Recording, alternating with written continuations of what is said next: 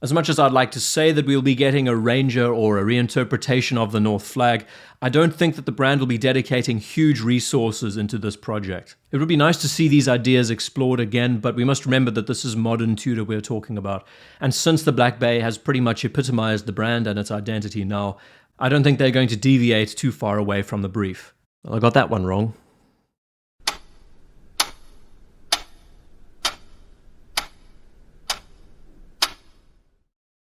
After years of asking, the Ranger has returned, and my prediction that we would see a Polar Dial Black Bay Pro has been squashed. I will happily admit that I was totally and utterly wrong, and also admit that the thought of the Ranger had never even entered my mind. Case in point, I took to Instagram a few days before this release, and put up a post of a Ranger just after I did the Black Bay Pro video, and basically said that the more I sat with this render, which I felt was very therapeutic, the more I felt that the return of the Ranger is unlikely. Honestly, I've given up hope that we would see a model like this return. Those are my exact words, and I also ended by saying, let's hope that Tudor proves me wrong. Well, Tudor did, and I'll be honest with all of you, I had given up on the Ranger. I had given up hope that we would see it refreshed again because I've been asking for it for over 3 years, every Baselworld, every Watches and Wonders with renders upon renders. Gilt dials, printed dials, rose logos, and shields. 2 lines of text, 3 lines of text, between 36 and 38 millimeters in diameter. Over the years, I've seen my renders floating around the Twitter sphere, shared on forums, and at the midpoint of the year, the thought of seeing the rebirth of a product line just didn't seem feasible to me. The expense, the lack of fanfare compared to the large event like Watches and Wonders, and just when all my hope was lost, Tudor revives the watch. Not only paying tribute to an important milestone, arguably as important to Tudor as Everest is to Rolex, but they bring out a near flawless Ranger. Nearly flawless. We'll get to my critique at the end of the video. As well as a redesign that draws from more of a modern stance that also pays tribute to the North Flag. And before we explore any deeper into this video, on the wrist today is the coveted Seamaster 300 CK2913. This reissue is now 5 years old and still looks as relevant now as it did back then. Why it's a fitting watch for this occasion is its 39mm in diameter, just over 11mm tall with a 36912 dial layout, shares many similarities with the Ranger. And I have to add that the next Tudor video on this channel is going to be about this watch, the Tudor watch that I picked up earlier this year that hasn't been off my wrist at all. It's going to be very fun, so I look forward to sharing that. So I hope that there was a 1% chance that I helped influence Tudor's decision finally. The sad thing is I will never know. In the same year that my aspirations to see a 1655 inspired model and a Ranger come true. It's a very odd feeling. You know what's impressive though? I had no idea that this Ranger would be so faithful to the original. The reference 90220, a real 80s gem. Who would have ever thought that we would see a day where the single line dial returns? Now it's 39mm in diameter, 11.9mm thick, an in-house caliber, offered on a bracelet NATO or leather. It uses the correct handset, and for the price you are paying, it's bizarre that this thing is so good. So the British North Greenland expedition of 1952 is a really important and unreported part of Tudor's history. A very important part. The expedition that lasted 2 years was a period where geologists, meteorologists, seismologists, and many more went to study previously unexplored regions of Greenland, from studying some of the highest points in the region to traversing vast flat plains, and the whole purpose of the trip was to study why the snow was shifting and how climate seems to be affecting the snow melting in the region. Tudor saw this as an opportunity to issue the expedition around 27 of their brand new Oyster Prince models, newly released at the time.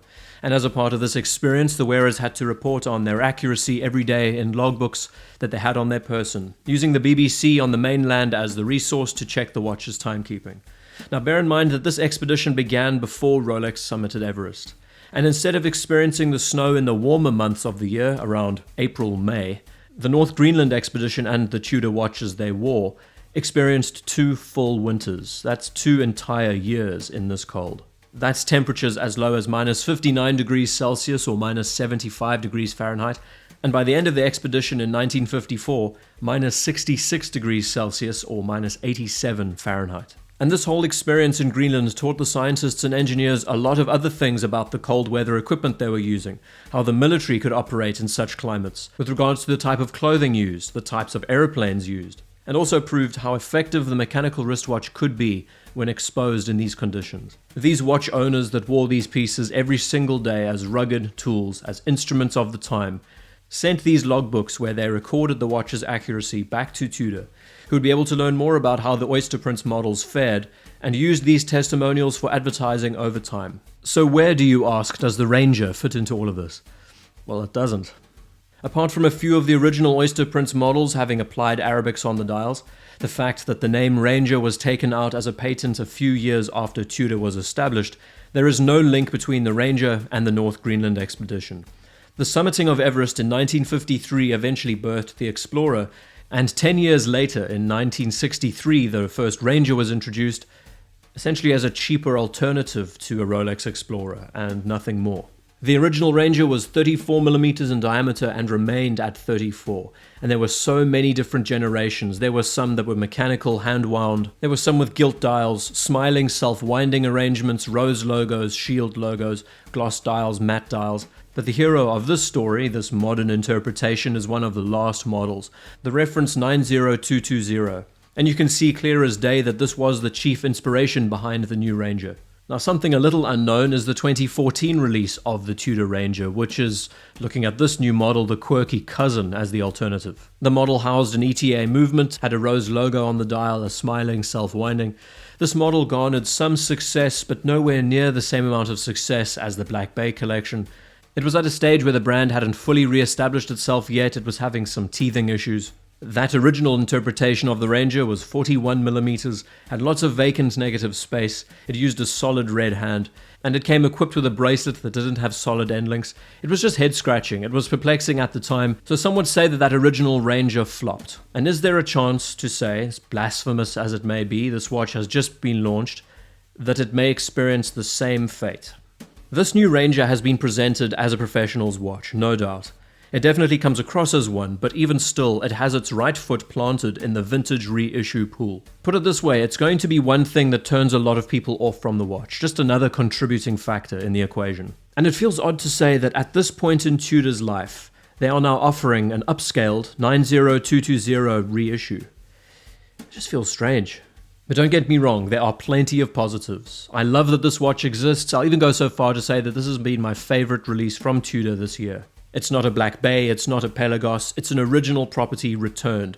And it's a great watch to represent the Ranger property. The price is amazing, £2,000, $2,500. This new bracelet with micro adjustment, there are no rivets on the bracelet. The new end link looks like it came straight off an Oyster bracelet. The watch's dial proportions are 1-to-1 spot on. The scale of the handset, the scale of the numerals, batons, it's perfect.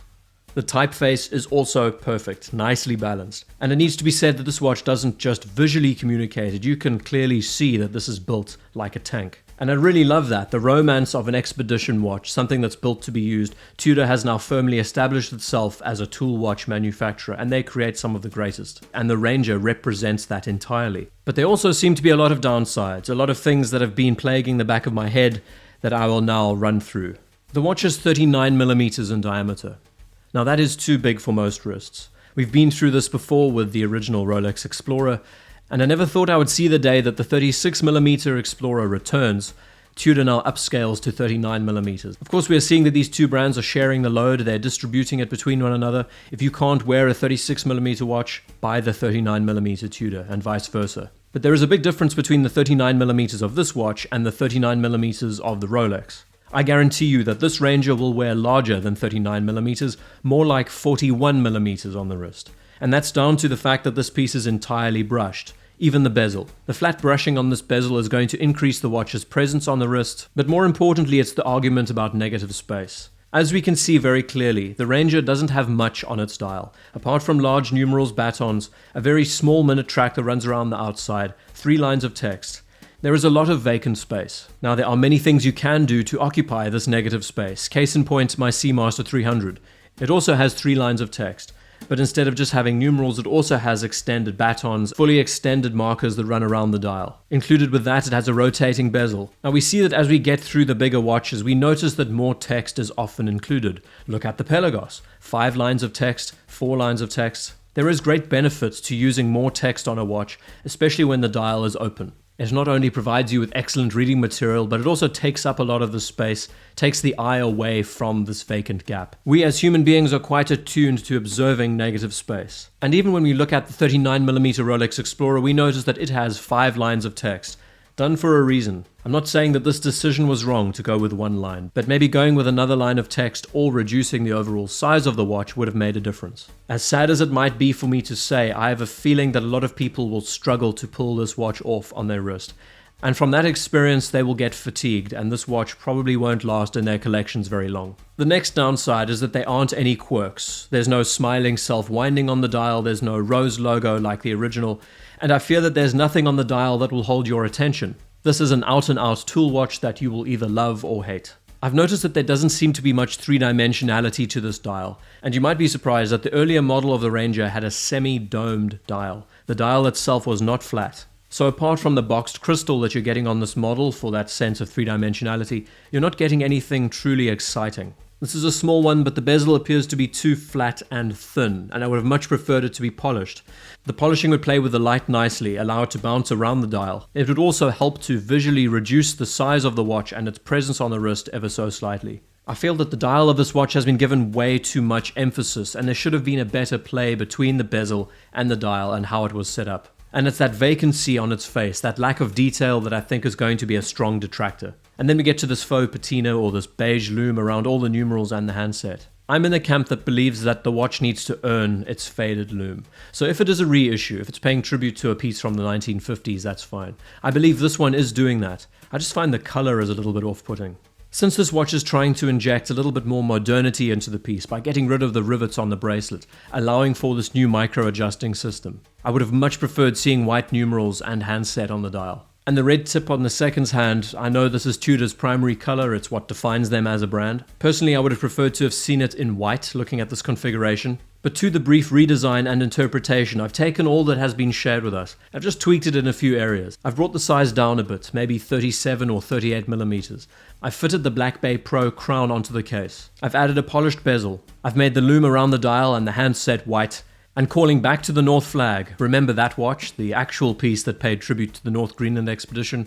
I've highlighted the accent color in yellow. And I feel like this arrangement gives the Ranger a more modern feel. It definitely complements the bracelet and the clasp that they are now using. I just feel that this new interpretation of the Ranger should not sit with this reinterpretation, reissue cloud over its head. It deserves to have a sense of modernity and to step further forward instead of looking back. I think more importantly than anything else, it does what it communicates, and it does embody the language of the Ranger. The fact that this watch represents the style and the design is perfect. And my main gripe with this watch is linked to the little things, the color of the lume, the crown used. And when you step back and you look at the Ranger, what it represents, and the big picture, cut it as thin as you like, this piece is a pure embodiment of Tudor's design language. It always has been, always will be. And that is why it is a success.